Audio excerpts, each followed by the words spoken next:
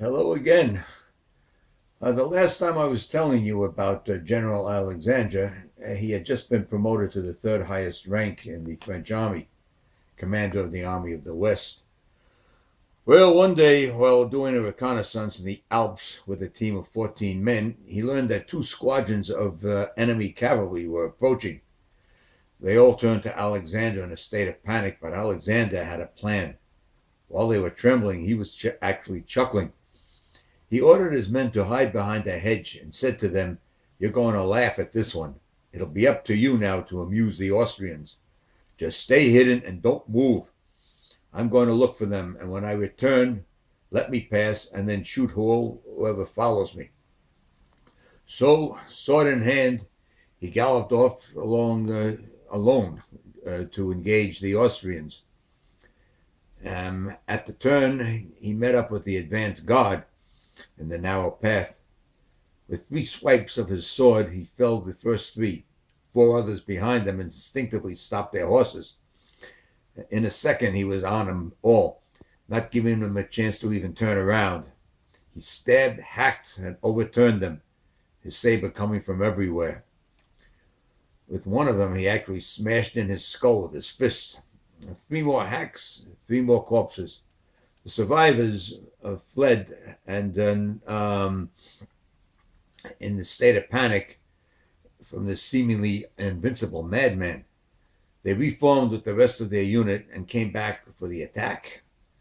They looked down at the corpses and then up at the single man responsible for all this. Alexander stood his ground, allowing them to approach. "Bonjour, messieurs," he greeted them, and then galloped off. "Now it's your turn," he hollered to his men hidden in the bushes. The Austrians, hot behind him. Suddenly a volley of shots rang out, and the first wave of Austrians fell from their horses. The second wave stumbled over the first, giving Alexander's men time to reload. Another volley was heard, and another wave of Austrians fell. The Austrian commander then ordered a retreat, and Alexander led his men back to camp. Meanwhile, back in Paris, the National Convention wanted Alexander to launch an attack on the main body of the Austrians, but Alexander held back, studying thoroughly the topography of the region. The Austrian stronghold was Mount Cenis, one of the highest peaks in the Alps.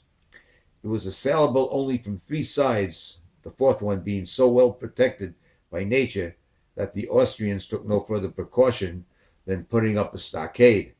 And that was where Alexander launched his attack. Feigning an assault on the other three sides, he set out one night with 300 men to capture the peak. "Understand," he cautioned his men, "he who slips is a dead man. Nothing can save him if he falls from this height.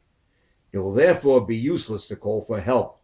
His cry will not only not be heard, but it may imperil our enterprise by giving the alarm." Alexander lost only 3 men on that upward climb, and not one of them uttered a sound.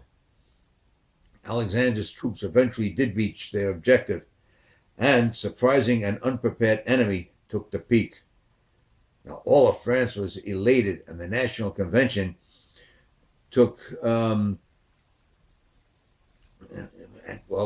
they proclaimed glory to the conquerors of Mount Cenis and Mount St. Bernard. Glory to the invincible army of the Alps and those who have led them to victory. We do not know how to describe to you, dear comrades, the enthusiasm that has been created by your brilliant feat of arms. We rely upon you with great confidence and upon the energy and genius of brave General Dumas. Next time I'll tell you about the bloody Battle of Brixton Bridge.